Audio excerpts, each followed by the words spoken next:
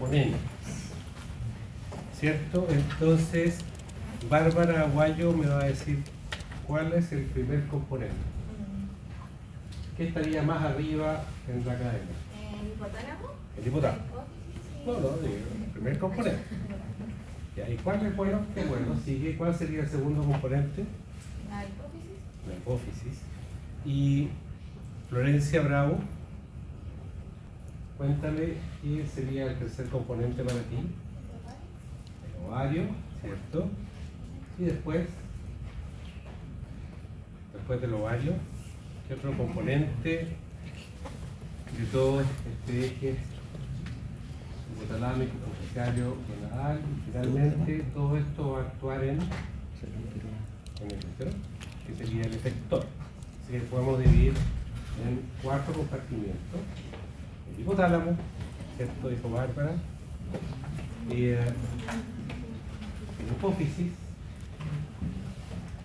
el ovario y el útero. María Yolanda, el hipotálamo, ¿cómo va a actuar? ¿Cómo va a ejercer su acción?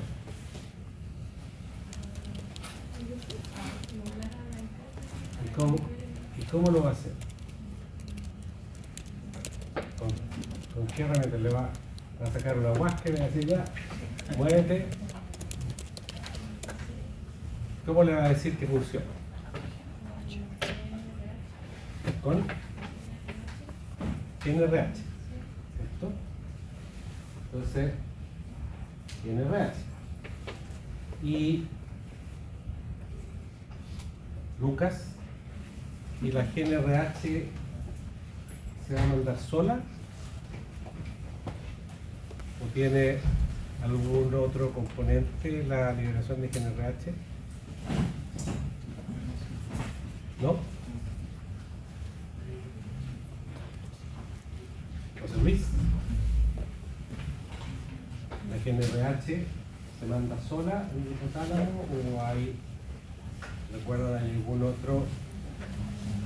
Hay un estadio anterior, ¿Sí? que es la producción de cierta hormona, cuyo nombre no me acuerdo, ¿Ya? pero ¿Existiría algo más? ¿Alguien se acuerda de que ACTH, la que hay otra hormona ya, algo por ahí, que existiría otro grupo de hormonas que actuaría antes eso, para?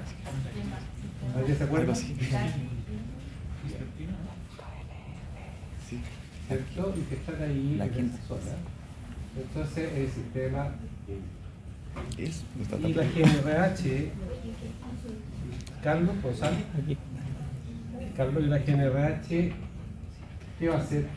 O sea, se libera de manera pulsátil y va a estimular a la hipófisis para que libere LH y FSH, que son las gonadotrophinas. Bien. Entonces, la GNRH va a actuar a nivel de la hipófisis, como dices tú, para liberar las gonadotrophinas principales. Ahora uno podría recordarse de la universidad anterior y de la posterior, si uno quiere dar una vuelta, o por lo menos pensar que hay dos tipos de hipófisis para que se acuerden, ¿cierto? Y Francisco Herrera, ¿qué va a hacer la LH? Francisco, ¿quién es? Francisco, ¿qué va a hacer la LH y la FSH en el nivel siguiente? Va a producir la estimulación del ovario para estimular la producción de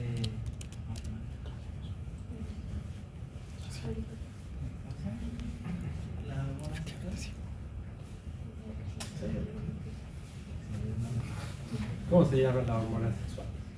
La teca para producir andrógenos, que en la granulosa se produzcan sementalmente extraídos. Entonces la LH va a estimular el ovario y va a producir estrógenos y progesterona. En este caso estamos señalando el estradiol y la progesterona, ¿cierto? Y esto para actuar en el útero. Entonces, lo veis al firmado, Benjamín, ¿cómo van a actuar estrógenos en el útero?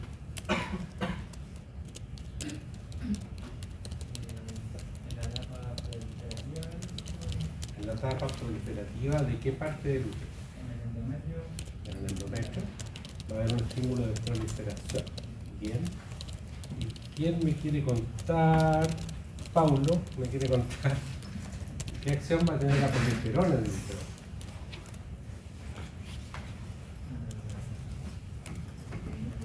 Ayudar a la mantención del embarazo.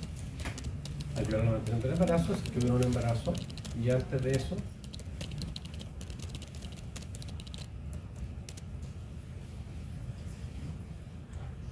porque si no hay embarazo, algo pasa, en algún minuto, ¿cierto?, se produce progesterona, en algún momento del ciclo se produce progesterona,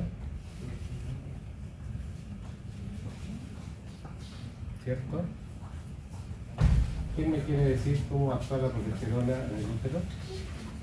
Estamos de acuerdo con Benjamín que los estrógenos van a producir proliferación endometrial y la progesterona, ¿qué va a hacer en el endometrio?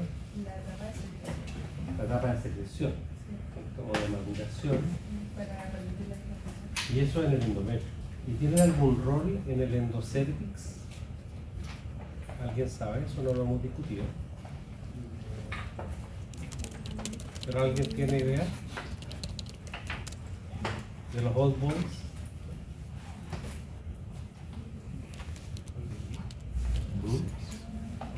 ¿El cuello uterino tiene algún rol las hormonas? Haría el moco menos espeso. Hay cambios en el moco cervical. Aquí dicen menos espeso, o en el caso de los estrógenos y en el caso de la progesterona. Lo va a hacer más difícil. La progesterona. No, lo va a hacer más difícil. Después de la ovulación hay progesterona y actúa en el moco cervical, ¿sí? Esto para que ejercitemos. Yo no quiero que se sientan intimidados con esto, pero es que si no hacemos trabajar estos circuititos un par de veces, cuesta ir siguiendo el hilo de las cosas. Entonces, en el útero, como bien dijeron ustedes, uno de los efectores va a ser el endometrio, y en el endometrio se va a producir proliferación y desidualización, que es el efecto progestacional o secretor, o que va a preparar este endometrio para la anidación. Y a nivel del endocervix, entonces los estrógenos van a producir cambios en el moco cervical, y efectivamente el moco se pone muy filante, muy líquido, muy elástico, y poco espeso, y por acción de la progesterona se pone espeso.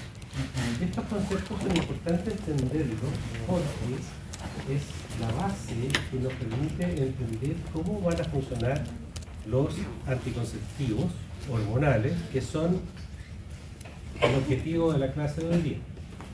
¿Ya? Entonces tenemos 4 compartimientos: un compartimiento superior, hipotalámico, que a través de las células Candida, ¿cierto?, estimula la GnRH, la GnRH actúa en la hipófisis libera gonadotropina, la gonadotropina actúa en el ovario libera hormonas esteroidales, y las hormonas esteroidales actúan en el útero a nivel del endometrio y del endocervix, produciendo proliferación, desiluminación y cambio en el moco cervical. Ahora, las hormonas, ¿sí? No entiendo bien el concepto de desidualización. Cambios progestacionales, se llama así los cambios que induce la progesterona del endometrio.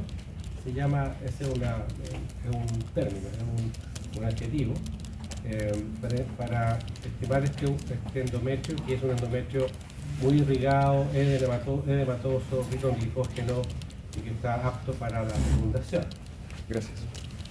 Entonces, hormonas esteroidales, las hormonas esteroidales son hormonas lipofílicas derivadas del colesterol, ¿cierto? Y no les voy a dar la data de toda la cadena que significa la bioquímica de las hormonas esteroidales, pero entre ellos están los estrógenos, los progestiles y los andrógenos, que son el motivo que nos ocupa más en ginecología o en ginecología, y los mineralocorticoides y los glucocorticoides. Actúan vía un receptor específico, ¿ya? Clásicamente son receptores nucleares. Y las hormonas esteroidales llegan a través de la sangre, circulando libremente, y se ponen en contacto con la célula y difunden a través del citoplasma, porque son lipofílicas, ¿cierto? Así que pueden pasar en el citoplasma, y después del citoplasma llegan, alcanzan el núcleo, se unen a su receptor y producen su efecto vía un receptor específico determinado. Pero también en algunos casos algunos receptores de neutrales.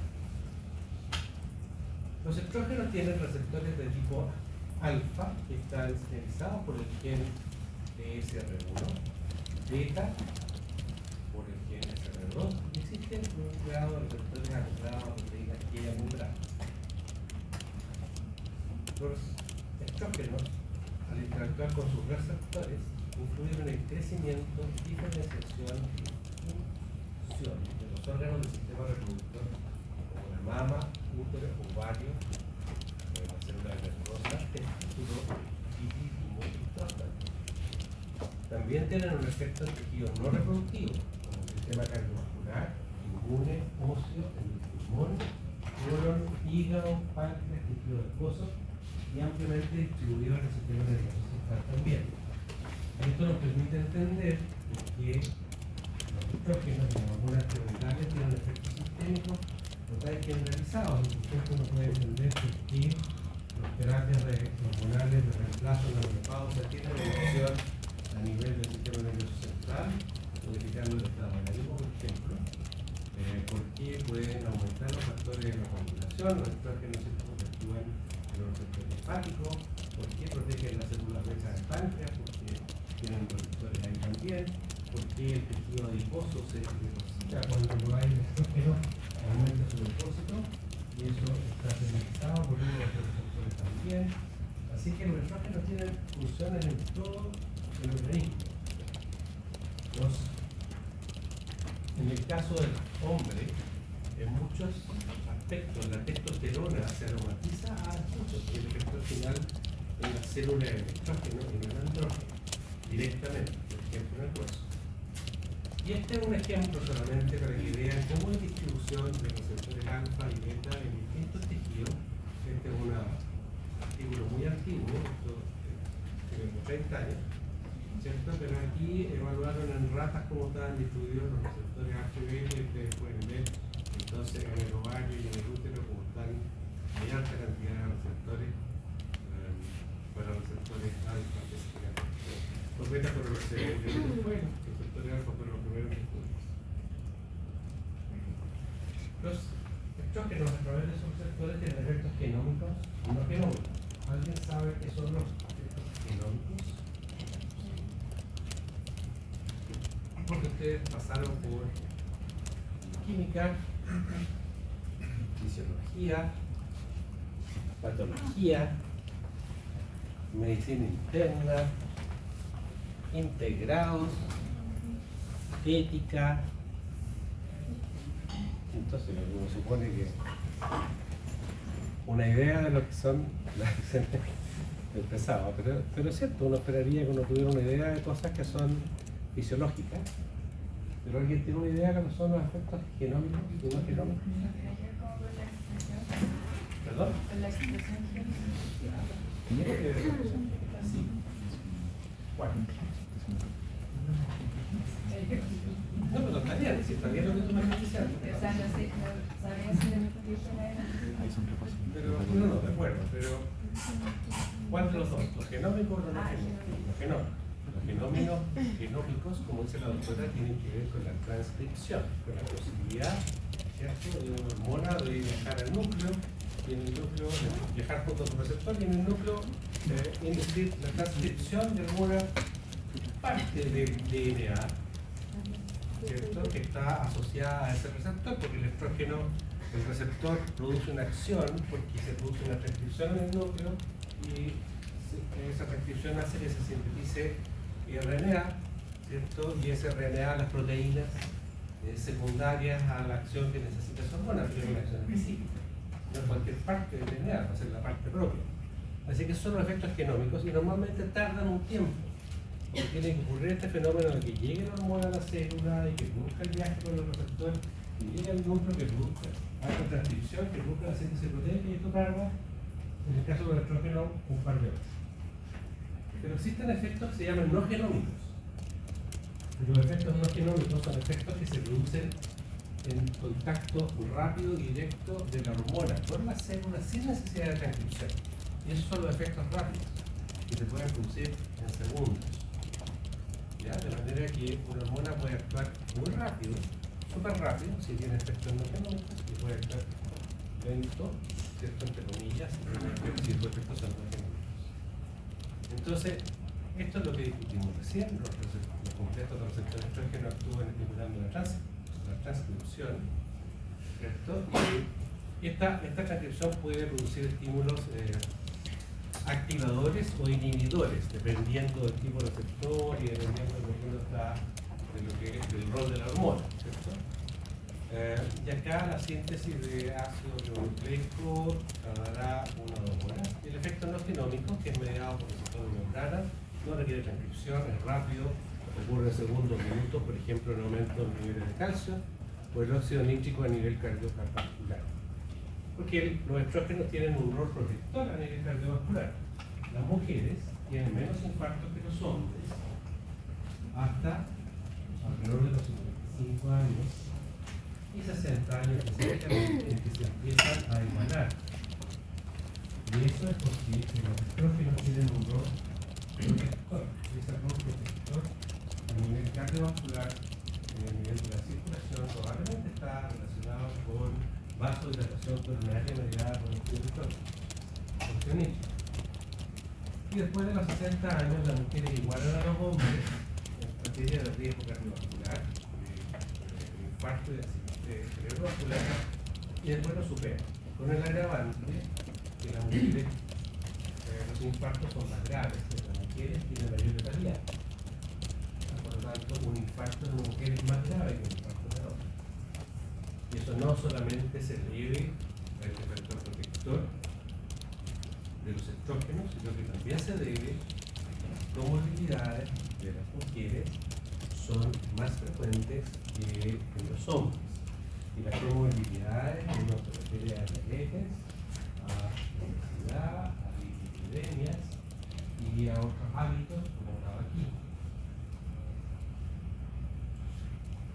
La progesterona también tiene lo suyo, tiene receptores A, B y C que son menos conocidos, interfieren en general en los sitios de unión de otros esteroides, por lo tanto pueden tener acción antiestrogénica, antiandrogénica y antimineralocorticoide.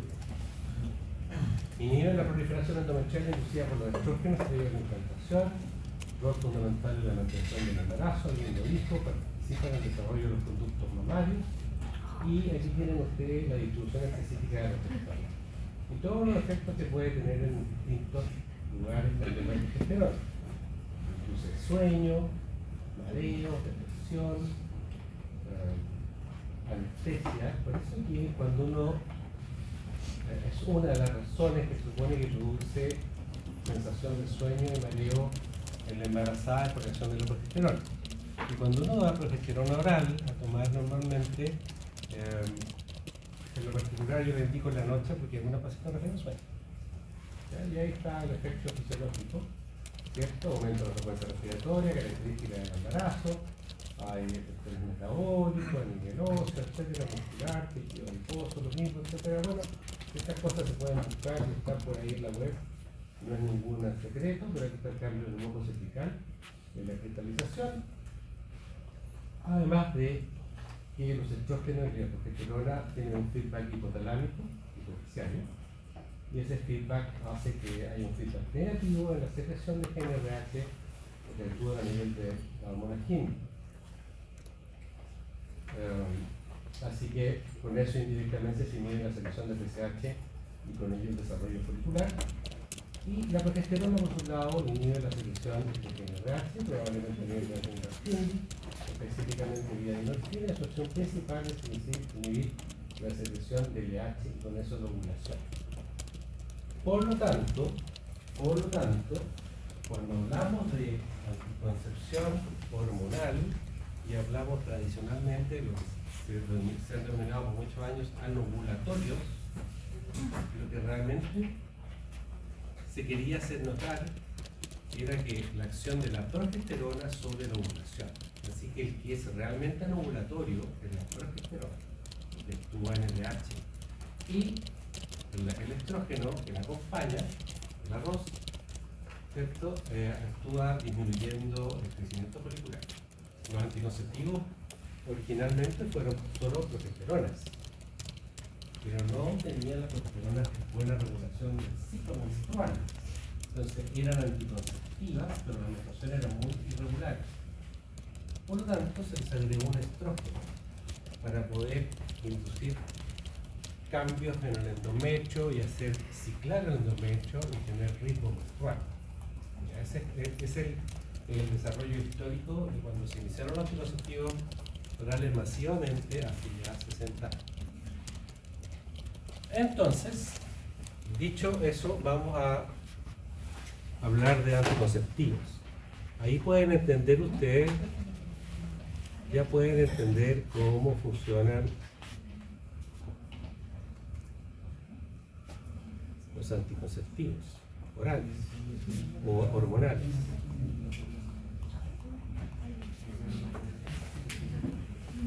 ¿Estamos más o menos, ¿sí?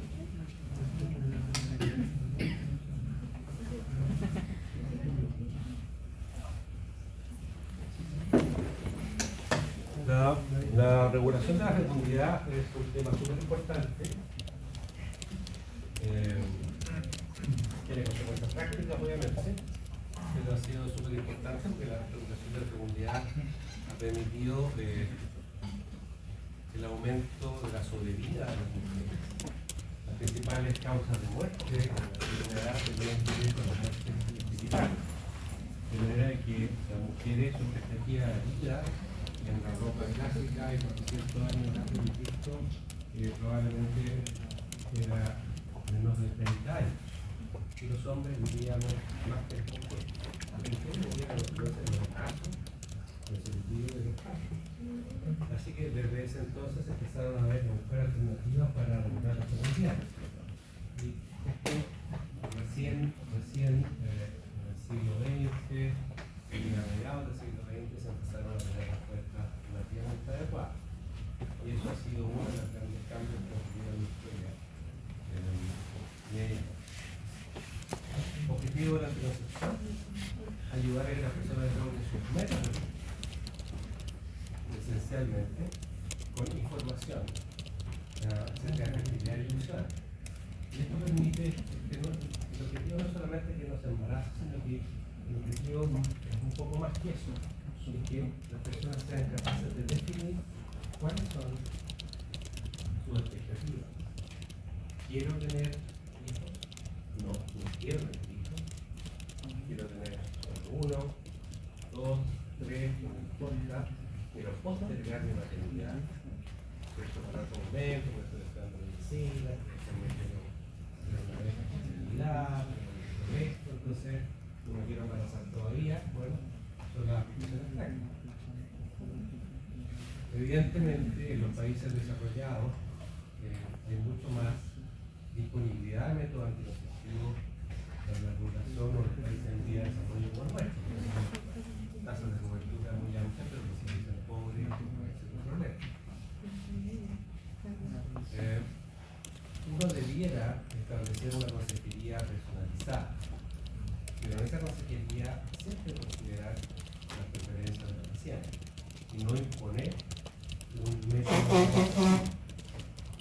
entendiendo que esto de no imponer es relativo, porque uno puede no imponer en forma muy explícita, pero uno puede manejar un poco o conducir un poco la información. Cuando uno cree que le da libertades a un paciente para que elija, en realidad nunca le da tantas libertades. De una u otra manera, uno lo está induciendo a que elija lo que uno cree que es mejor para él. Ese es un sesgo en la libertad, pero por otro lado tiene que ver con que es muy difícil en muchos aspectos de la medicina que un paciente bien informado tenga todos los elementos de juicio para tomar una decisión con respecto a su tratamiento que sea más informada, mejor que la información que uno tiene como médico. Entonces al final tú no le pones, mire, sus opciones de tratamiento de cualquier cosa son estas 5. Elija usted, porque de las 5 uno tiene claro cuál le sugeriría y uno tiene claro las razones médicas por las que sugeriría, ¿cierto? Pero cuando las cosas se ponen, no, bueno, mire, yo esto tiene esta alternativa, esto usted elige. es su responsabilidad, no están así. ¿Ya? De una u otra manera uno induce al paciente a elegir o le recomienda tomar una decisión. Y esa recomendación está basada en que uno maneja un background de información mucho mayor que el que va a manejar el paciente. Eso en términos generales de manejo. Entregar información comprensible, objetiva y suficiente para una toma de decisión informada, que va a ser un poco conjunto. Y esto es los conceptos de eficiencia y eficacia. Cuando se habla de eficiencia, hablamos de el uso correcto de un método anticonceptivo, y cuando hablamos de eficacia, qué tan eficaz es para evitar embarazos, se habla del uso habitual. Estos son conceptos que se usan internacionalmente bastante. Ustedes pueden ver que aquí hay un listado de anticonceptivos que vamos a recorrer con distintos niveles de eficiencia y eficacia, tanto para su uso correcto y para el uso habitual. Y en este listado, que están casi todos, el que destaca por su eficiencia y eficacia es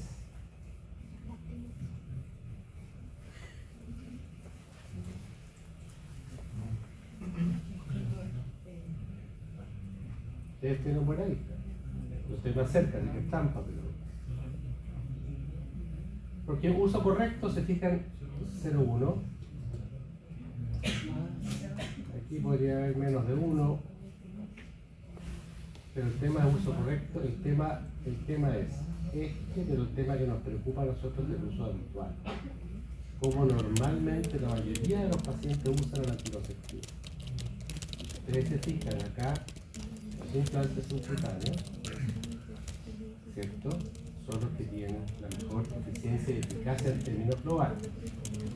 Ahora, eso no quiere decir que los implantes sean el mejor método anticonceptivo, sino quiere decir que es el método más eficaz y eficiente de todos los métodos anticonceptivos. ¿Sí? ¿Tu nombre? ¿Eso se mantiene como durante los años? No, evidentemente no, pero eso normalmente como está como regulado el tema del tiempo, los pacientes suelen no fallar un implante subcutáneo. Aparentemente la adhesividad al uso es mayor, porque sabe que dura 3 años, se lo cambia a los 3 años, pero sigue actuando todavía. O sea, son métodos que aceptan que haya cierta elasticidad en el momento que tú haces el recambio y sigue funcionando como anticonceptivo. O sea, no es que en los 3 años ¡pum! Se acabó la anticoncepción. Por ejemplo. Ahora, que sea el más eficiente y el más eficaz no quiere decir que sea el mejor, porque como vamos a ver, los anticonceptivos tienen otros problemas. Clasificación operacional de los anticonceptivos, de los métodos anticonceptivos. Anticonceptivos reversibles de larga duración. Aquí es más por adelante, tanto muy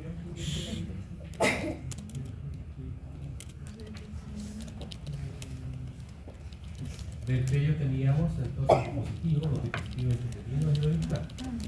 Son anticonceptivos reversibles y son de larga duración, años.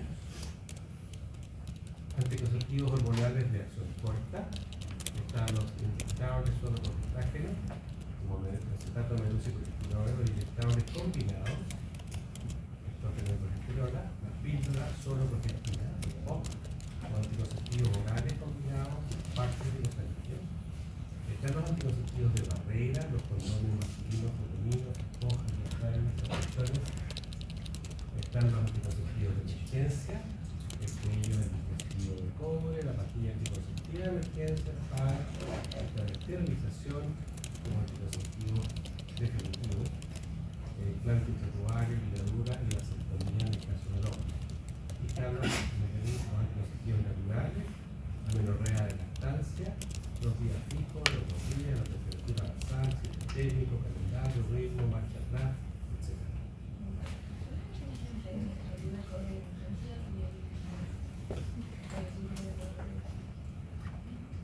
Es la forma en que se usa y el momento en que se aplica. ¿Qué que puede disponer un dispositivo intrauterino como el dispositivo de emergencia. Por supuesto, en ese ciclo lo podría sacar en el otro ciclo, si lo quisiera.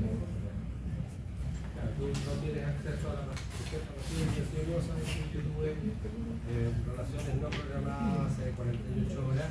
¿Qué puedo hacer? Bueno, me puedo tomar una pastilla de emergencia o me puedo tomar un dispositivo.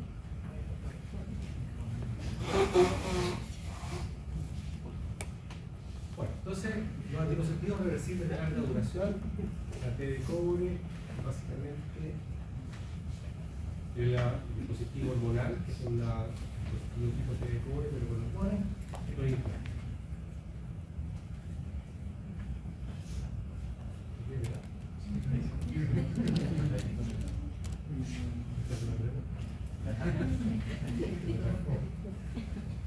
Bueno, el dispositivo siempre está comparación lo que es el fluido de cobre, la T de CIPER, el invento chileno, por lo tanto siempre hay que estar en comparación, como somos un país simple, tenemos pocas cosas internacionales de las que podemos ganar el gobierno, ¿cierto? Pero tuvimos un tenista número uno del mundo, ¿cierto? Hemos hecho la cazuela más grande del mundo, el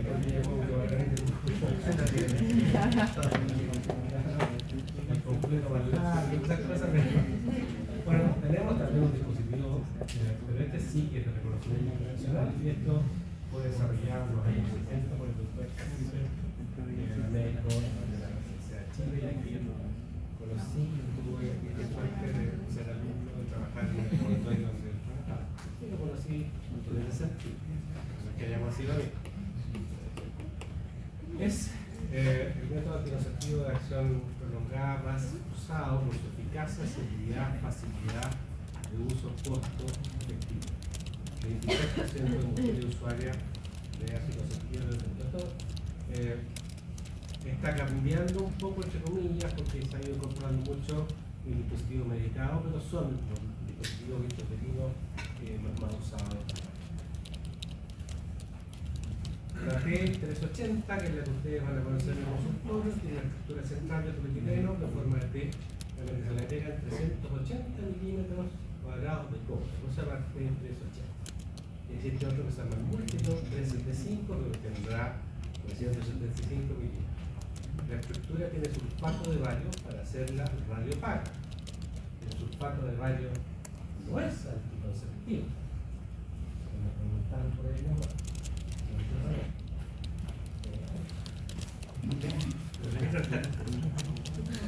el efecto anticonceptivo dado por el cobre. El sulfato de bario no tiene nada que ver con la anticoncepción. Es para que si se extravía un dispositivo, uno está con la radiografía y lo puede observar. Está aprobado para ser usado por 10 años y eficacia es 0,5 a 0,8% años mujer. Me faltó decirle en la diapositiva inicial que la eficacia de los anticonceptivos se mide en años mujer y eso se llama índice de Pearl. ¿Ya? Entonces el número de embarazos que se produce con un anticonceptivo después de un año de uso. El índice de Pearl, uno podría decir que si una mujer tiene 12 ciclos al año, entonces podría decir que la eficacia es en 100 mujeres, 12 ciclos en 1200 anuales, ¿cierto? El mecanismo de acción esencialmente se produce una reacción inflamatoria abacteriana y los péptidos inflamatorios más la ionización del cobre son tóxicos para espermios y óvulos, lo que afecta su función y viabilidad. El dispositivo intrauterino no es microabortivo.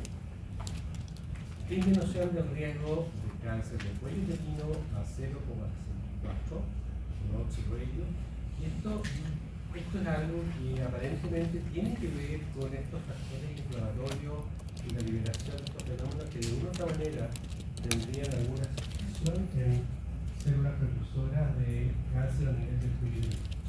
Con respecto a cáncer de ovario, tradicionalmente se describió también una disminución de la frecuencia de cáncer de ovario en las mujeres usuarias de anticonceptivos de dispositivo intrauterino, y esto hasta en el semestre pasado lo mostré hasta ahí nomás, pero en este semestre se publicó un trabajito ahí recién ¿cierto? El que se ha visto que protege específicamente de acuerdo a esta recopilación que hicieron ahora, para el cáncer endometrioide debe ser clara, pero no para todos los tipos de cáncer de ovario. Ahora, esto se los traigo a colación porque ustedes pueden leer que disminuye el riesgo de cáncer de ovario.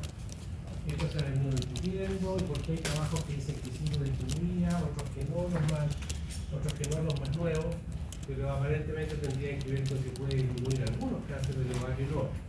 Así que en términos generales, si yo me tengo que quedar con una idea, me quedo con la idea de que en general no disminuye el riesgo de cáncer de ovario. Yo creo que si uno habla de riesgo de disminuir el cáncer de cuello, siguen estando todos de acuerdo con eso, pero no hay mucho acuerdo con esto hoy día. Hay evidencia para allá, para acá, y efectos adversos aumenta el riesgo de proceso inflamatorio pelviano en las 3 primeras semanas después de la inserción. Después ese efecto desaparece. El riesgo: sangrado uterino anormal, dismenorrea, incrustación, migración, y un riesgo de expulsión del 3 a 10% dependiendo de cada paciente, podría ser mayor en mujeres. ¿Qué pasa ahora con los dispositivos liberadores de Levonorgestrel? Que es un dispositivo intraumbilicular que se transiciona entonces Levonorgestrel, y eso va a producir una acción hormonal local, y esto fue diseñado en el 90, ¿cierto? En Italia. Inicialmente, la visión con el ICI de la toxina fue para disminuir los efectos adversos como tratamiento y dismenorrea, que será repetido. El Levonorgestrel del dispositivo se detecta en el plasma 15 minutos después de la inserción, pero alcanza niveles muy bajos comparados con la ingestión oral de progestágenos. Por lo tanto, su acción es fundamentalmente a nivel endometrial. Se supone que podría, por este efecto de progestágeno a nivel circulatorio, podría inhibir un poco la ovulación en algunos casos, pero esencialmente el efecto del Levonorgestrel en el dispositivo a nivel local. Existen dos tipos de dispositivos, duran, dependiendo del fabricante, entre 5 años, 8 años, 5 años como lo tradicional, ¿cierto? Y la eficacia también vimos que es menos de 1% de embarazo anual. Su mecanismo de acción a nivel uterino aumenta el número de glóbulos blancos y mediadores celulares, inhiben la motilidad, destruyen el espermio, espesamiento del moco cervical. Aquí está el efecto progestágeno que vimos, atrofia del endometrio, nuevamente el efecto progestágeno. Puede haber inhibición de la ovulación que les comentaba, pero son los dos premios. Y con respecto a ¿hay disminución del riesgo de cáncer de endometrio? Sí. Y la información no es suficiente para el cáncer de endometrio. Hay otro trabajo en el 21 que se evaluó Levonorgestrel para cáncer de endometrio. Pero sí disminuye el riesgo de cáncer de endometrio. Beneficios no contraceptivos: disminución de sangramiento, dismenorrea, proceso de endometriosis, dolores de endometriosis y protección endometrial. Así que son dispositivos, ustedes pueden ver que los dispositivos repetidos por Levonorgestrel tienen varias características que lo hacen de mucha elegibilidad. ¿Cuándo se pone? ¿En qué momento del ciclo por aquí? ¿Cuándo se pone?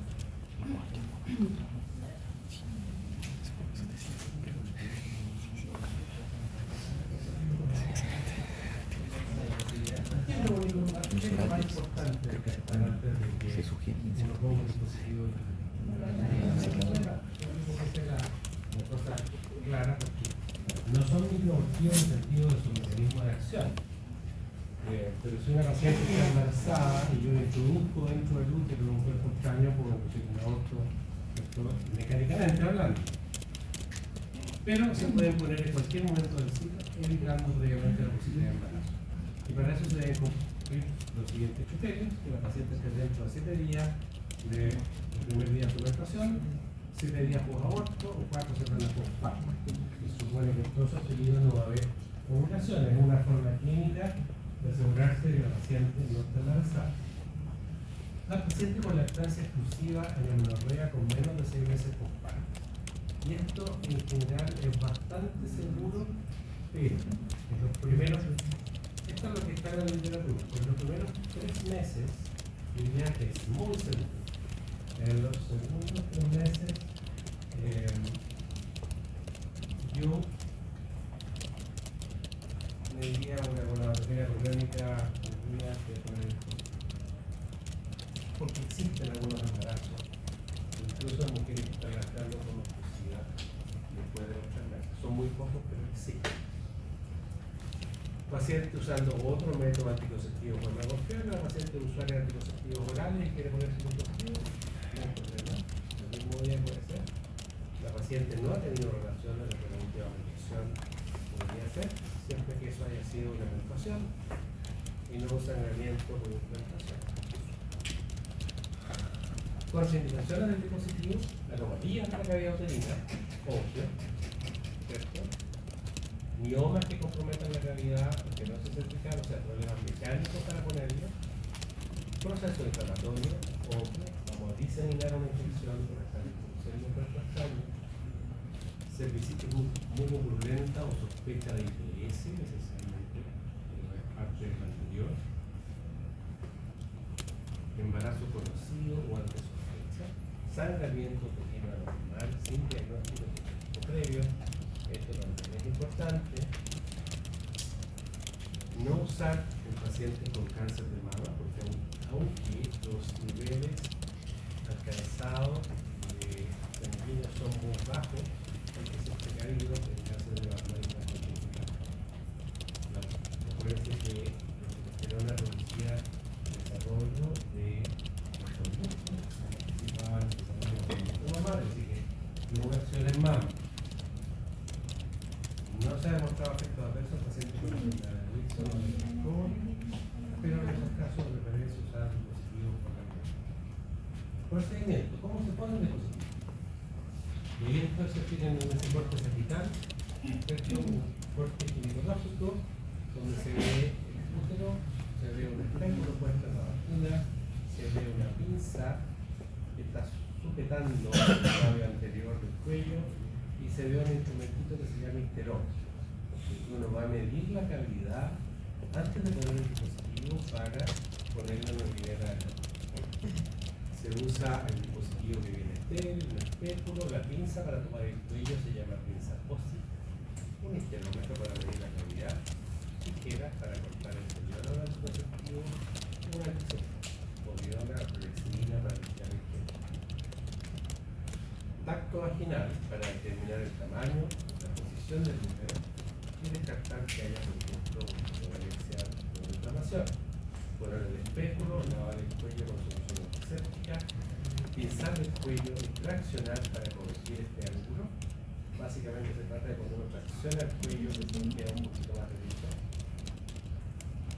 Pasar el histerómetro a través del orificio cervical y medir la profundidad de la cavidad. Insertar el dispositivo hasta un anillo ajustado de profundidad, y eso lo vamos a ver en una diapositiva para que vean bien cómo viene.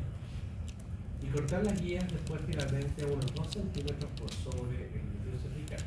Los dispositivos intrauterinos traen una guía de nylon, de plástico, que termina asomándose a través del cuello. Y uno la corta aquí a unos 2 centímetros, de manera que uno pueda extraer el dispositivo después tomando con una pinza el anillo. Aquí tienen ustedes algunos ejemplos. Este es la T380 clásica, este es el dispositivo Leonard con Leonard Gel, este es de manera múltiplo, y la nueva distintos tipos de anticonceptivos con cobre y sin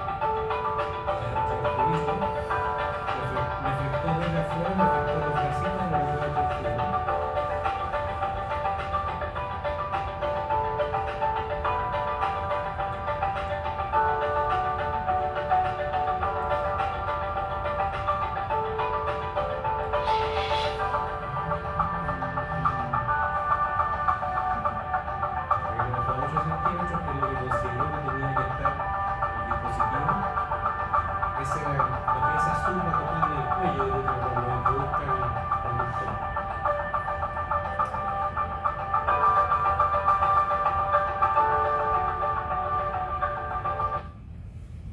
Y eso es básicamente el procedimiento para preparar los dispositivos y el resto de la medida que nos ofrece. Es posible que tengan la ocasión de verlo en la atención práctica en APS, pero verán tener la ocasión de verlo.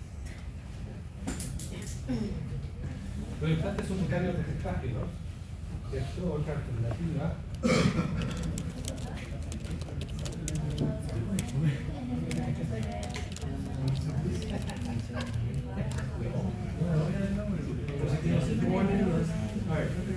Los dispositivos de puestos, si uno hace el procedimiento correcto, no está programado a hacer ecografía de evaluación de concepción.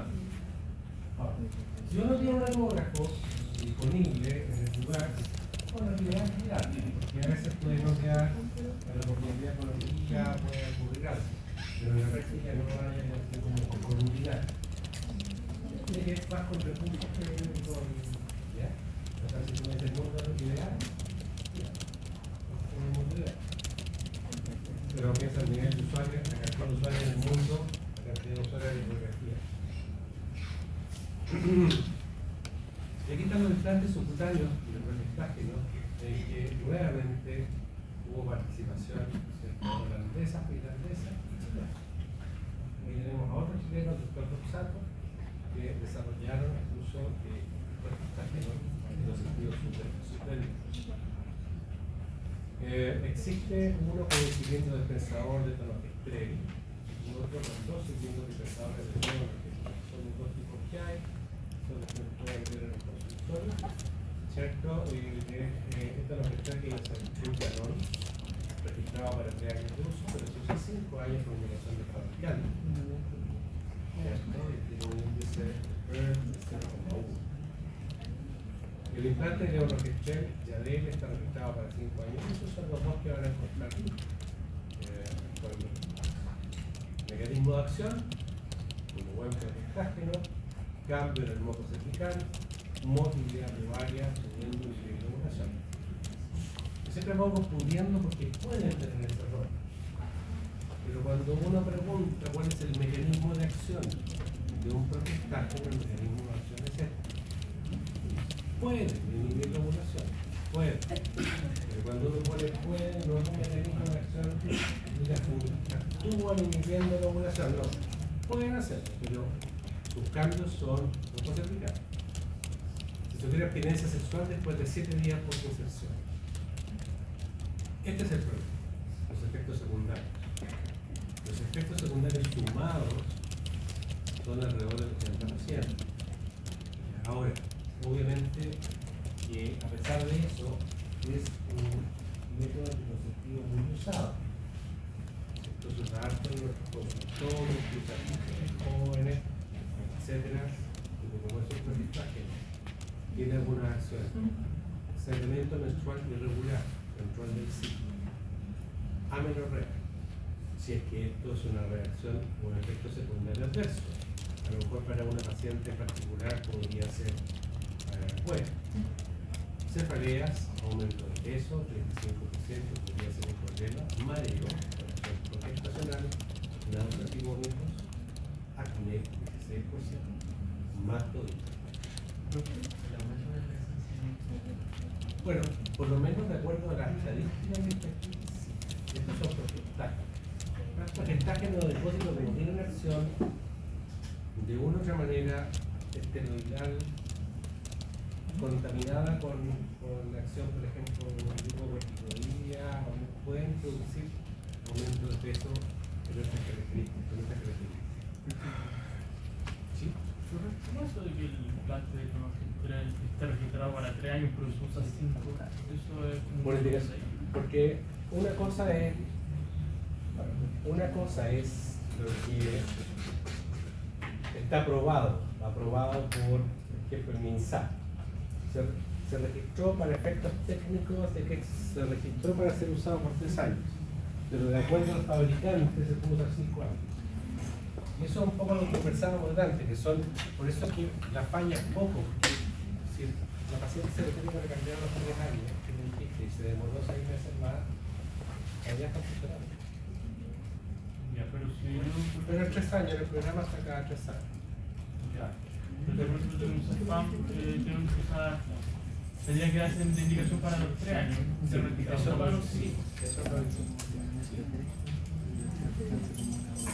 Bueno, pasamos ahora a los anticonceptivos hormonales, ya pasamos los del área de duración, duraban años, a la duración corta.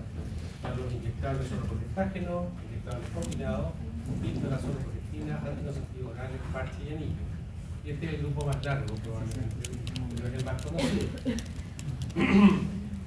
La meroxicprogesterona, el acetato de meroxicprogesterona inyectable es un descubrimiento norteamericano, ¿cierto? Y se empezó a usar en forma desde los años 60 como anticonceptivo, es muy antiguo, ¿cierto? Pero el problema del acetato de meroxicprogesterona es que tiene efecto, de lo que hablábamos recién, que tiene efecto el glucocorticoide y androgeno. Y entonces tiene reacciones secundarias asociadas a este efecto. Y esto por esta razón en la endocrinología se considera la progestina impura, porque tiene efectos adicionales esteroidales. Se necesitan dosis de 150 miligramos intramuscular o bien 104 que existe subcutáneo cada 3 meses. La eficacia es muy buena y es muy cómoda. 4 inyecciones al año, muy eficaz. Es un método seguro y barato. Induce supresión profunda del eje neuronal con hipoestatinismo, pérdida de masa ósea y aterosclerosis. Esto es importante considerarlo porque hemos usado este método por largo tiempo. La mayor parte de los hipoestatinismos secundarios a uso de anticonceptivos revierten solo al suspender el anticonceptivo después de un par de años de supresión. El tema es que normalmente la mujer sigue con otro método anticonceptivo, pero son reversibles. Estos hipoestatinismos de este tipo son reversibles. Con esta perdón, me refiero hasta a la pérdida de masa ósea. A la ovulación, cambio que está así porque alcanza niveles plasmáticos altos, la progesterona, ¿cierto? Vimos que actúa a nivel de ¿dónde? ¿La ovulación? ¿El efecto ovulatorio de dónde era la progesterona? ¿Muy al principio? ¿Quién se acuerda? ¿Dónde actúa la progesterona? Para la última diapositiva que mostré, en el repaso, ¿sí? Estuvo arriba, ¿cierto? Y lo que va a hacer es fundamentalmente es impedir la secreción de, ¿ya? Sí, pero a través de eso, la pregunta es, ¿de FSH o de LH? LH. Eso es el punto que hay que regular. Entonces, por eso que el mecanismo es anovulatorio. Cambio en la homosexual, motilidad ovaria, también produce atrofia. Abstinencia sexual, como 7 días de la inyección, los efectos secundarios parecidos a los implantes, son las mismas características, irregularidad del ciclo, menorrea, cefalea, aumento de peso. Nuevamente, y esto está más relacionado con nuestros efectos que tenía de arriba, acné, por el efecto androgénico, mastomía, síntomas vasomotores, disminución del equilibrio de inyección, también de esto tiene que ver con el hipotrogenismo que podría producir. Pero es una alternativa. Los inyectables combinados que tienen una progestina o un estrógeno, la adición obviamente busca disminuir los efectos adversos de uso de progestina sola, que es lo mismo que pasó al inicio cuando se desarrollaron los anticonceptivos hormonales. Existen compilaciones de acetato de meroxicprogesterona en dosis mucho más baja, ¿cierto? Más un estradiol, ¿cierto? Este es otra progestágeno, este es otro tipo de estradiol, y son los fármacos que dan eficacia muy alta con uso correcto. Tendría un nicho en adolescentes, mensual, mecanismo de ovulación, anovulación nuevamente, en este caso, nuevamente tenemos que la progesterona es la que va a actuar en la expresión de LH, cambio de grupo cervical, motilidad tubaria, también un centro de formación secretoria, y el engrasamiento del endometrio. Si se hubiera abstinencia sexual, necesitaría por inyección. Como esta tiene un estrógeno, los estrógenos, lo que se acuerden, también va a disminuir la detección. Así cuando uno disminuye LH y PTH, tiene que estar tomando anticonceptivo, no tiene que tener claro lo que va a esperar. Y por lo tanto, ¿cierto? Medir niveles hormonales en los usuarios de anticonceptivos tiene poco sentido. Efectos secundarios descritos para la inyección: anorexia, náusea, vómito, masturbación, marerismo, estilo, cefalea, aumento de peso, cáncer de ánimo, sangrado cerebral. No tengo estadísticas de esto, pero aparentemente es bastante más bajo que el porcentaje de los puros. Píldoras de porcentaje no solo.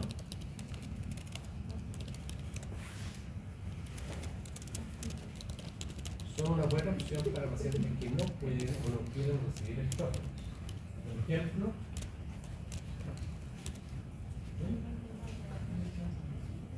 ¿podrían hacer trombosis quizás por aquí? Pacientes con migrañas con aura. Pacientes con migrañas con aura, bien. ¿Viendo más frecuente que todo eso?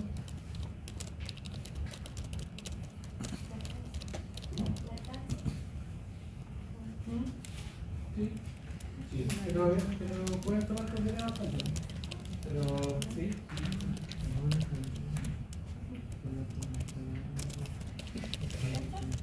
Hipertensa. Ese es el gran nicho que se ve en la práctica, son pacientes con afectación renal crónica que no deben tomar estrógenos, ¿cierto? Y existe los que hay con desogestrel, polinesterol, con dopterirona, etc.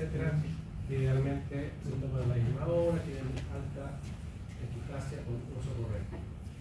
Mecanismo de acción: inhiben el triple enlace, regulan la PCH, subiendo suprimir la ovulación, expresan el moco cervical, altera la motilidad tubaria y el endometrio.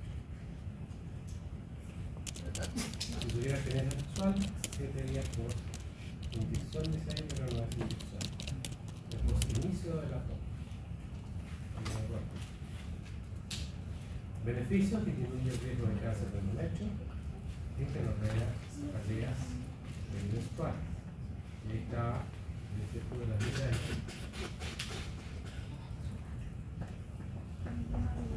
Efectos secundarios: sangrado uterino normal, porque el estrógeno, la menorrea, aumentaría la frecuencia de quistes funcionales y no se asocia con el aumento de cáncer de mama. Los anticonceptivos combinables: aquí está la torta. Después la frecuencia de uso, porque ustedes lo conocerán más. Y básicamente ahí está representados los efectos que tienen esencialmente, cómo puede el componente profesional actuar sobre la LH y el componente clínico sobre la FSH, cómo actúan también a nivel del endometrio y del moco cervical, ¿cierto? Los anticonceptivos tienen un componente específico y un componente representativo. Inhibe la liberación de gonadotrofinas, LH y FSH y genera la regulación. La regulación de la gonadotrofina que es básicamente con acción sobre la LH y la restricción de la FSH tiene que ver con el desarrollo follicular, seguido de reclutamiento o de selección del folículo dominante. Modifican el moco cervical, pero ellos impiden el normal desplazamiento celular. También van a alterar la actividad y los procesos metabólicos. Altera la motilidad tubaria, así como la histología del endometrio. Así que actúan en distintos niveles y por eso que son un buen método anticonceptivo también. Con la adición que sí mantienen la ciclicidad menstrual.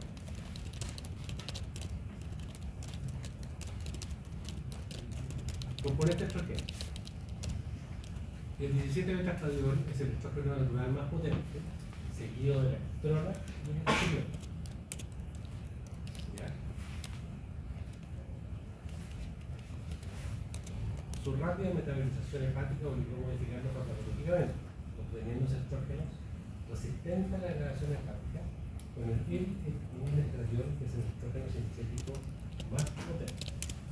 El estradiol es un estrógeno que dura mucho en la circulación y que hace un par de circuitos por lo menos hepáticos, el metabolismo hepático. Por lo tanto, es el estrógeno que tiene más acción a nivel hígado, a nivel de aumento de factores de transformación. También se ha desarrollado anticonceptivos como escletora, que ya ustedes lo van a estar conociendo porque ya están en el comercio, ¿cierto? Y que se derivan, son sintetizados artificialmente para evitar este estrógeno natural que se sintetiza en el hígado fetal y que tiene la característica de ser agonista en endometrio, útero y hueso, pero en la mama tiene efecto antiestrógeno. Y no dice acá, pero tampoco estuvo en el hígado.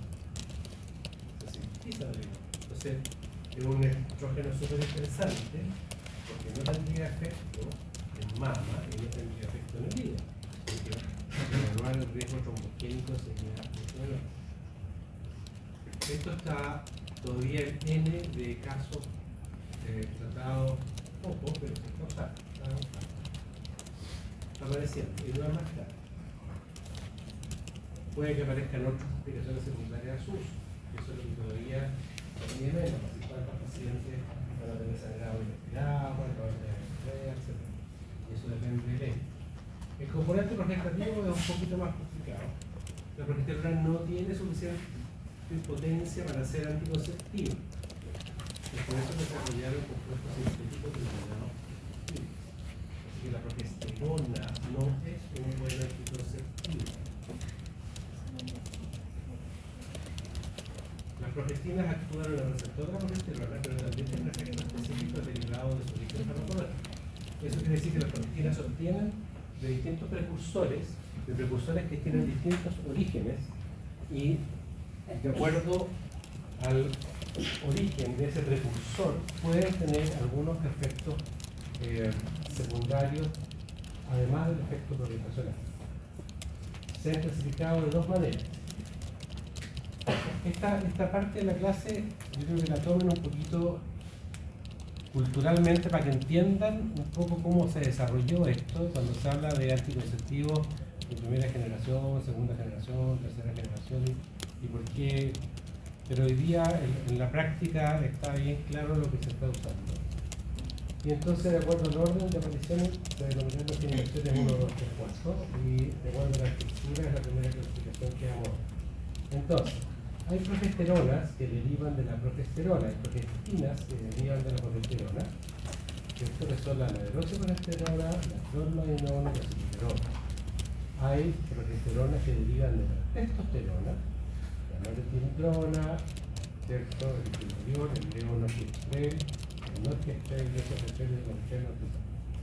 Esto quiere decir, potencialmente estas progestinas podrían tener un efecto androgénico, aunque sea débil.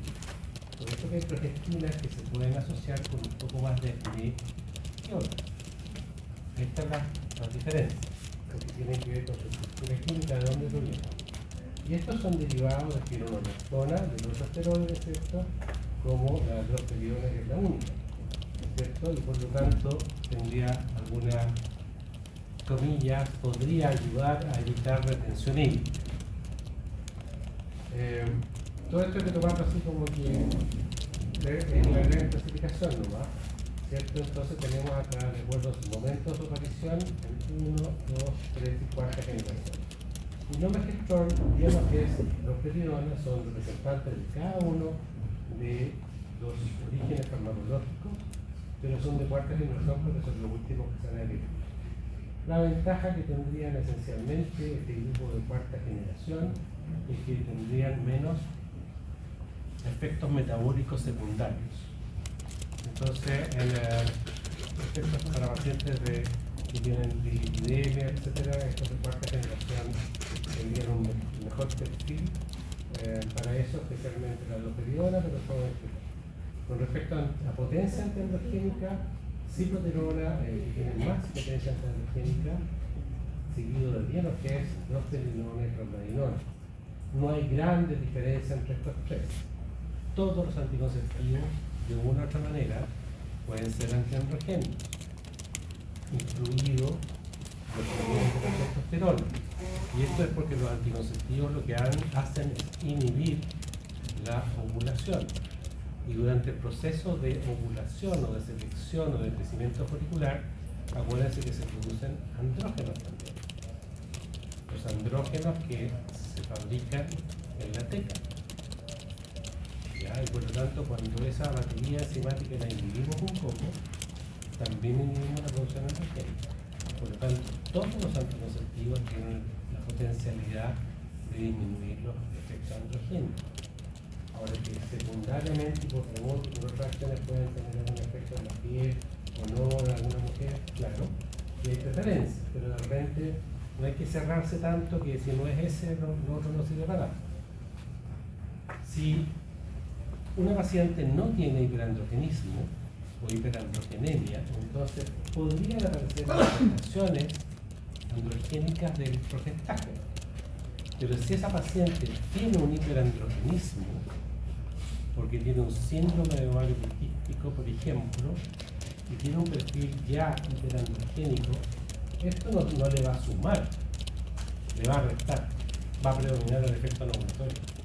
Entonces, por eso les digo yo que en una paciente que tiene un síndrome de ovario poliquístico, si lo único que tiene disponible es un anticonceptivo con levonorgestrel, está bien. No es un pecado. ¿Ya? La ciproterona poco se usa porque con ciproterona sí ha habido una descripción de aumento de peso significativo, pero es el más antiandrogénico de todos. Existe todavía un par de anticonceptivos en el comercio con ciproterona. Uno se llama Dixi 35, que es copia de un más antiguo que se llamaba Diane 35. Así que esta es la clasificación de las progestinas estructural y generacional. Generaciones,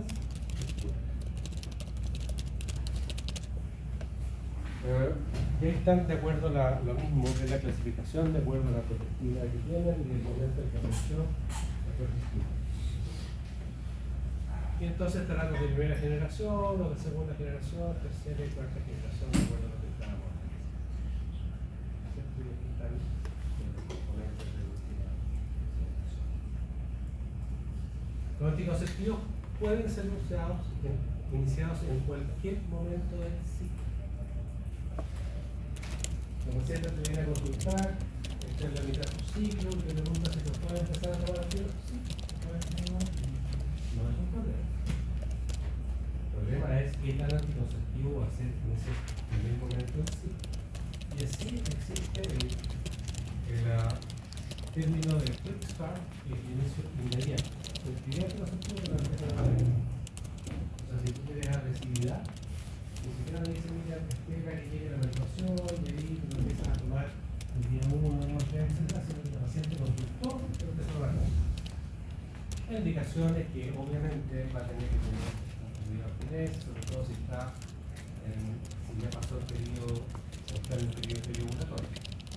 Sunday start, no me gusta mucho a mí, porque ¿qué ventaja tendría empezar anticonceptivo el día domingo?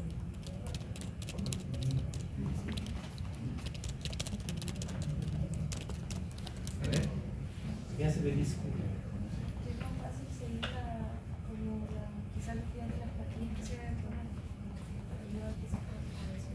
Pero los anticonceptivos traen un calendario que uno lo va modificando arriba. Pero puede ser, ya tiene una opinión súper válida, decir que sería más práctico, más fácil de seguir. Pero ¿qué otra? Cuando tú inicias el anticonceptivo un día domingo, ¿qué día menstruas? Bien, me va a menstruar en la semana. no el fin de semana.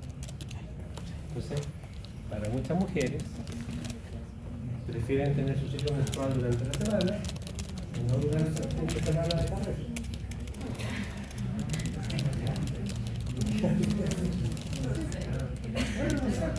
Pero para que vean, en el fondo, tiene una lata el fin de semana, a lo mejor tiene su fin de semana para salir,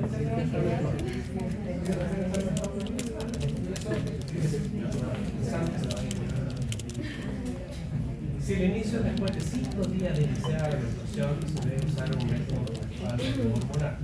Porque obviamente, si ya han pasado más de 5 días, se puede haber seleccionado por tu dominante y ya no se afecta regular. Inicio el primer día de la menstruación, es el efecto anticonceptivo máximo en el primer ciclo.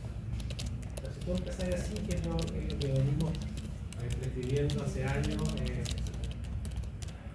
hace 30 años indicábamos iniciando el anticonceptivo el día 5 del ciclo. ¿Ya? Y eso era porque era el 21 más 5, así en un ciclo 26. Después alguien se dio cuenta que se empezaba en el día 3 del ciclo, iba a ser más seguro que se empezaba en el día 3. Y finalmente es más claro que mientras más precoz empieza en el ciclo es más seguro el primer ciclo, por tanto se inicia en el día 1 y como son 21 comprimidos activos o 24, el primer ciclo va a ser más corto. ¿Cierto? Se pueden iniciar en los primeros 7 días post-aborto.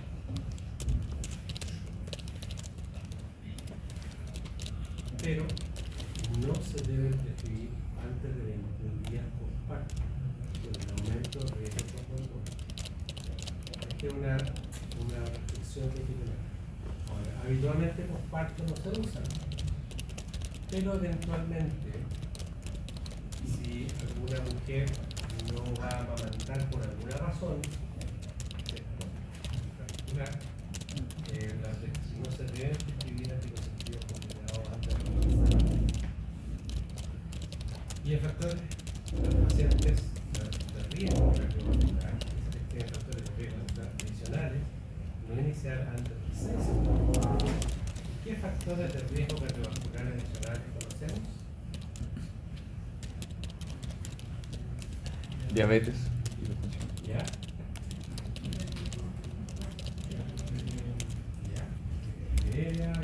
Hipertensión no la da. Pero más frecuente, ¿cuál es la condición más frecuente de riesgo cardiovascular? Entonces, digo, se va la poca. Olvido, la causa más frecuente de falla. ¿Qué hacer? Es la recomendación para la amiga. ¿Sí? ¿Cuál era la más frecuente? Que no sé. ¿Cómo? ¿Cuál era la más frecuente? No sé. Hoy sí. ¿Qué hacer? Porque esto es lo clásico, por esto te falla los anticonceptivos. Se olvidó una pastilla. Tomar lo antes posible, puede ser 2 puntas al día siguiente. ¿Ya? Lo único que tuviste ahí con periodo de 24 horas, mayor de 24 horas, perdón, menor de 24 horas de atraso. Se olvidaron 2 pastillas. Hay que seguir tomando las siguientes, pero ya se pierde el efecto anticonceptivo. Si se te olvidó un día, puedes hacer una recuperación tomando los anticonceptivos puros. Si se te olvidó más de un día, ya no es seguro, porque lo reinicia. Puede que controles el ciclo, pero no vas a controlar la fecundidad. Puede haber sangramientos también. Si el olvido de las 2 pastillas fue en la primera semana de noviembre, cuando estabas empezando el tratamiento, se te olvidaron y habías tenido relaciones sexuales, que se llama anticonceptivo de emergencia. Pero el anticonceptivo todavía estaba en la fase que no alcanzó a ser al ovulatorio. Si el olvido de las pastillas es en la 3ª semana, o sea, ya pasaste el periodo, o sea, se supone que tienes inhibida la ovulación y terminas de tomar las lactantes, sugieren saltarse el placebo y seguir con una nueva caja de inmediato para completar el ciclo. Y Si se tomaron por error 2 pastillas el mismo día, hay que seguir tomando las que se. No es que me tomé 2 hoy día, mañana no me la tomo. Así que esta es como la receta de cocina. En el segundo caso, ¿se debe usar el respaldo por el resto del ciclo o por más de un ciclo? Debería ser 7 días debería ser. Si es la primera. No. Este lo olvido 2 más pastillas es el ciclo completo. Es que el problema es que cuando tú te saltas por pastillas ya puede haber crecimiento folicular, ya puede no estar en línea de ovulación y ese ciclo puede ovular. Aunque tome el anticonceptivo los días siguientes. Por lo tanto, cuando olvidas 2 pastillas ya después de ser seguro en el ovulatorio.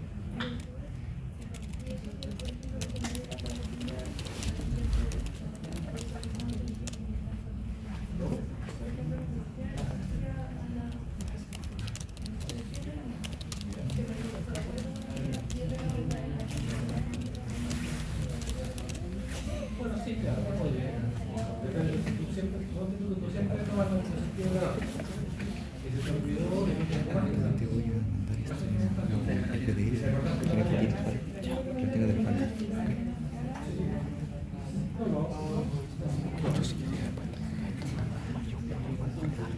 Ya, entonces, interacción de los anticonceptivos con otras drogas.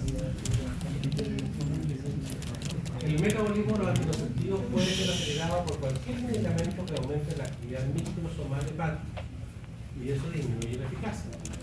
Anticonvulsivantes, fenitoína, carbamazepina, barbitúricos, primidona, topinamato, velamato y carfazepina.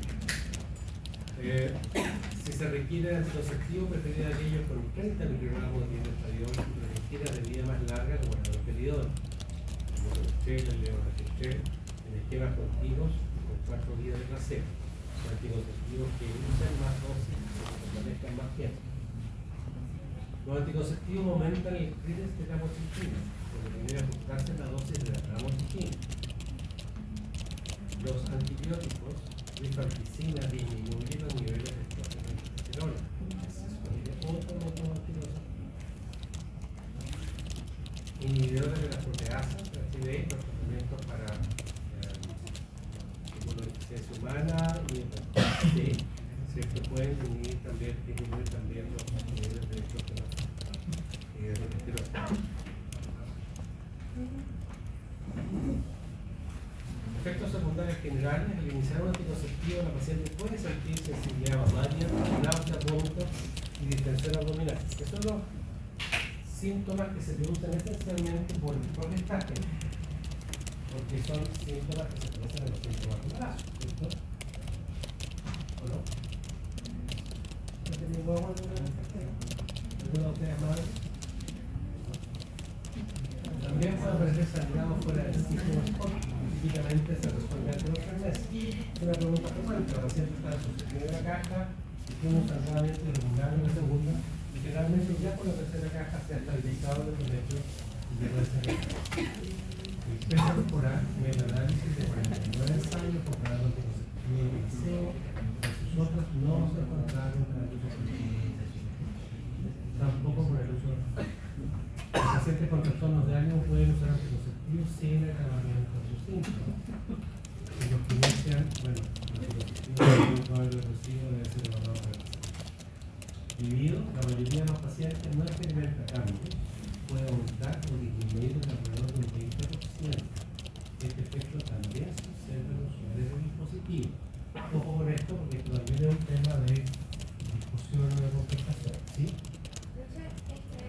Cuando se refiere al dispositivos orales, ¿cuánto tiempo pueden durar estos como síntomas iniciales? Quizás como la primera fase solamente, la segunda. No te puedo, esa respuesta no la tengo. No te puedo decir cuánto tiempo te acostumbras, empiezan a aparecer los síntomas. No te puedo dar un tiempo. Desconozco si existe algo así como calculado un tiempo que va a desaparecer en tanto tiempo, eso no lo sé. Probablemente aquí independiente de mujer a mujer, así como los síntomas del embarazo, pero no sé.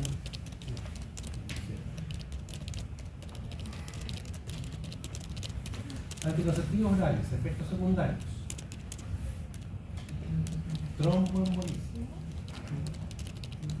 ¿cierto? Ahí tienen ustedes el riesgo relativo, la incidencia de tromboembolismo en distintas situaciones clínicas.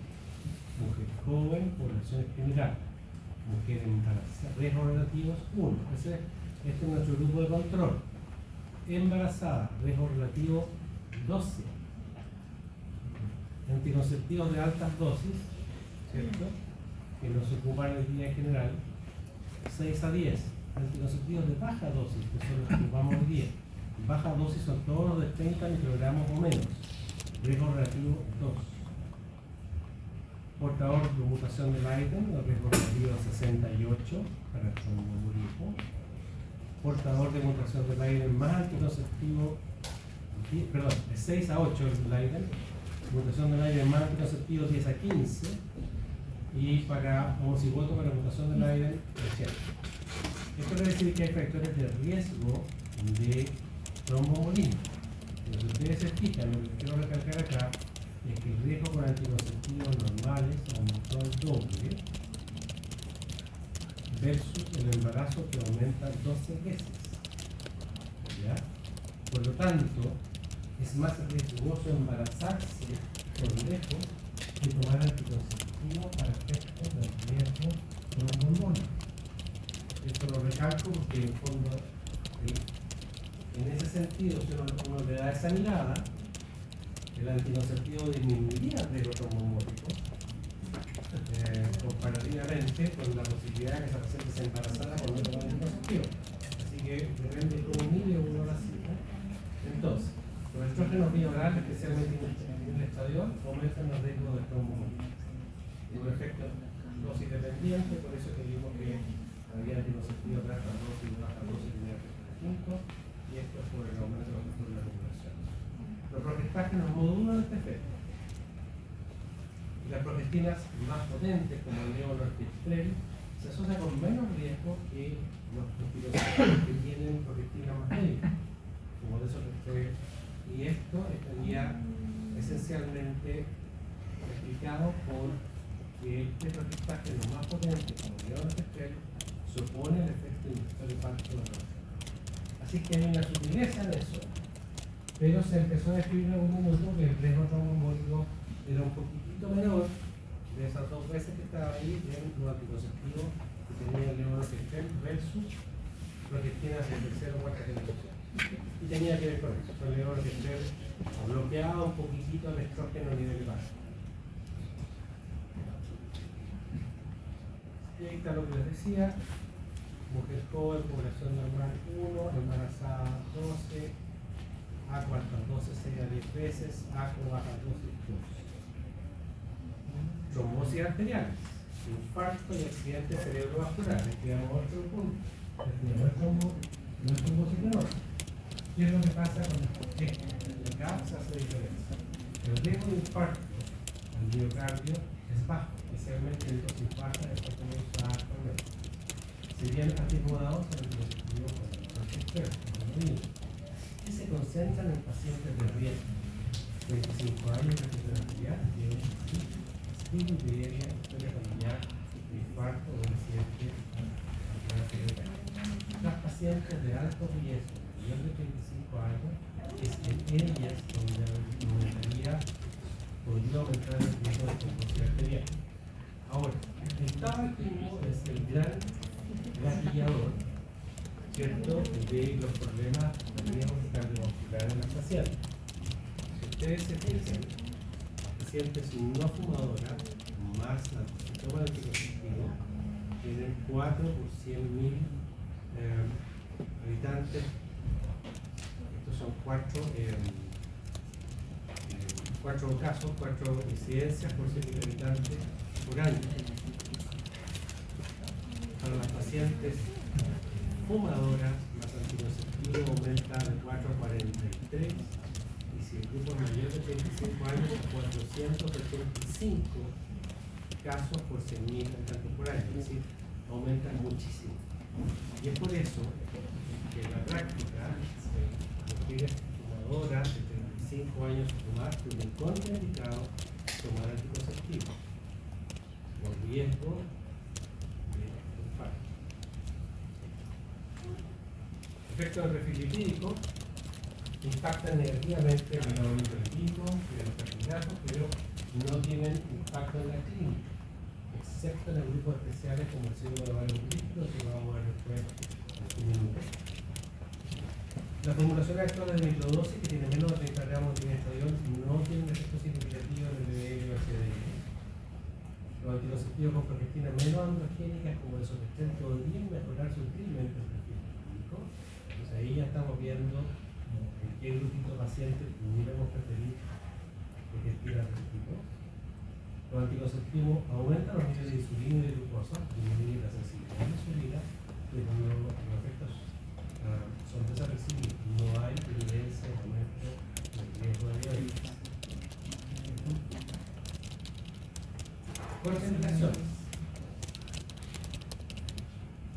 Edad mayor o igual a 35 años fumadora, especialmente en esos rangos.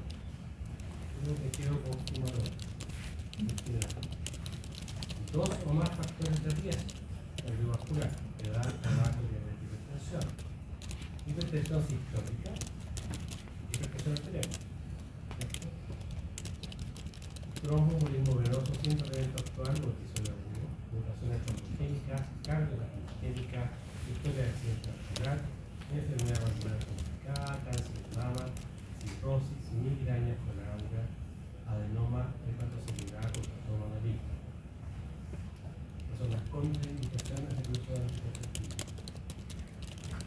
Existe esta aplicación, que se llama contraception, que pueden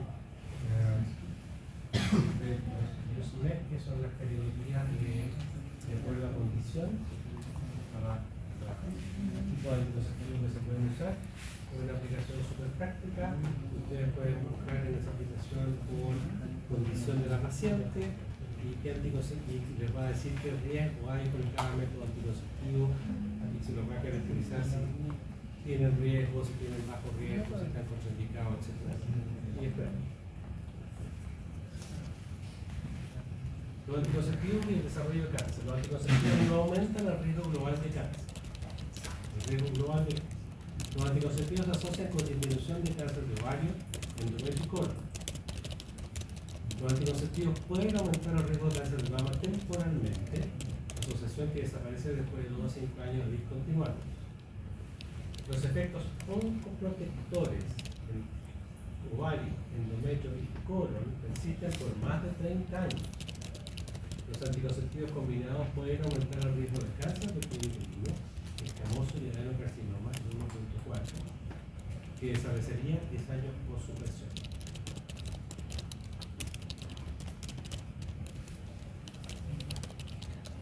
Y este es un aporte de Valeria Meneses. Hizo énfasis en esto. Y es lo que era, lo que también hay que grabar. Alumna que tuvo su trabajo de investigación bibliográfica el semestre pasado, ¿cierto? Y aquí habla de la relación del uso de anticonceptivos, por qué aumenta el riesgo de cáncer de cuello uterino, cuáles serían los mecanismos por los que eso puede ocurrir. Y dice que los anticonceptivos hormonales pueden ejercer efectos moleculares, con ello persistencia de infección por virus papiloma. Los estrógenos y las progestinas pueden promover la expresión oncogénica del virus papiloma 16, en el oncogenes 6 y 7, estimulando al sistema supresor, estimulando la degradación del sistema supresor de oncogenes, que es el P53,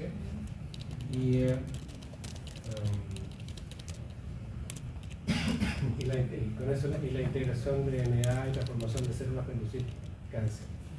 Otros mecanismos postulados incluyen cambios en la susceptibilidad cervical, recesión por virus papiloma o alterando la historia de la infección natural al reducir el clearance, o sea, el cambio de vida. No es claro cómo, cuándo y cómo estos mecanismos pueden ser diferentes, porque son diferentes con el uso de anticonceptivos con progestinas puras. Pero este sería el mecanismo fundamentalmente a nivel de la supresión de los genes supresores que facilitaría o aumentaría el riesgo de... Así que la biblioteca está con esos estudios. Así que los que vean la ley pueden encontrarle que apareció antes.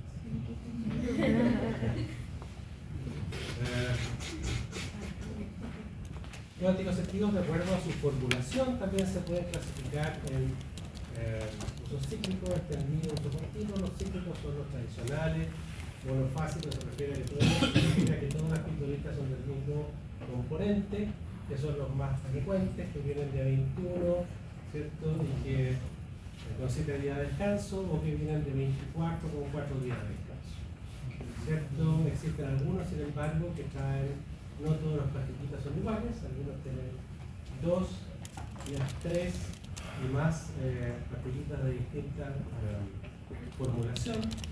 Y lo que buscaban básicamente era parecerse más a un ciclo hormonal normal, aumentando los estrógenos hacia la mitad del ciclo, y entre esos todavía está en el comercio el multifásico, que es Claira, que tiene solo 2 días de descanso.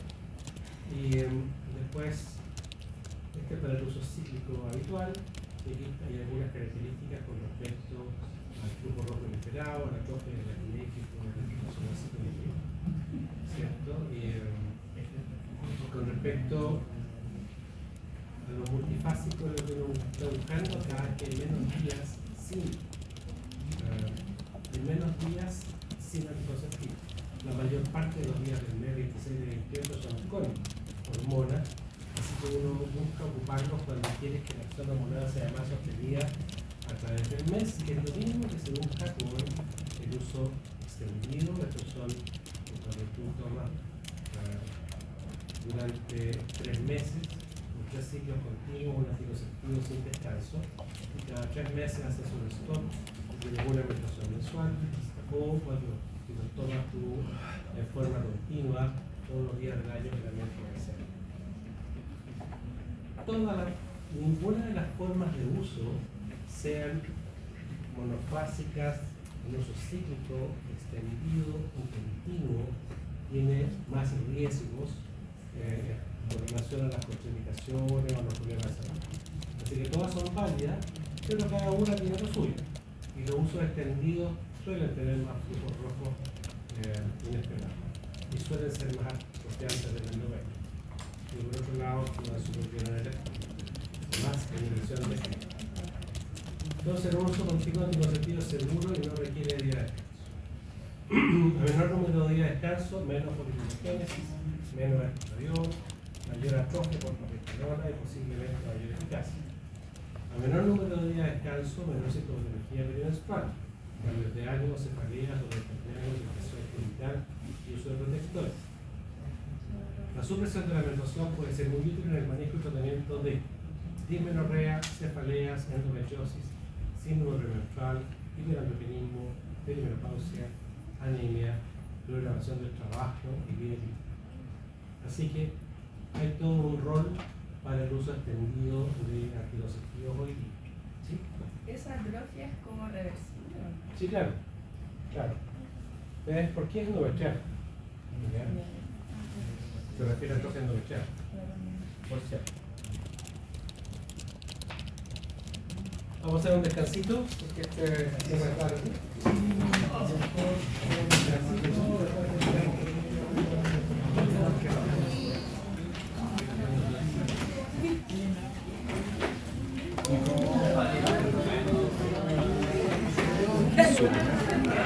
I cannot